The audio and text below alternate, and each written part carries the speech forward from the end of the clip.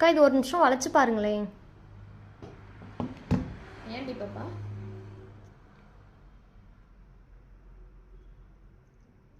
Madam என்ன பண்ணீங்க? ரொம்ப நேரம் ஹீட் பண்ணீங்களோ?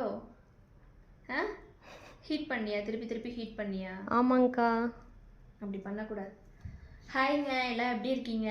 நிறைய கம்ப்ளைண்ட் பார்த்தீங்கன்னா இப்போ வந்து சோப்பை வந்து வளைச்சா வளையுது அப்படின்னு சொல்லிட்டு இங்கே பாருங்க, நம்பால் சோப் பண்ணியிருக்காங்க. எப்படி இருக்குன்னு பார்த்தீங்களா? இதை நான் கஸ்டமர்கிட்ட கொடுத்தேன்னா நீ தூக்கி அடிக்க மாட்டாங்க, என்னம்மா இது சோப்புன்னு. என்ன காரணத்தினால அப்படி ஆகுது தெரியுங்களா?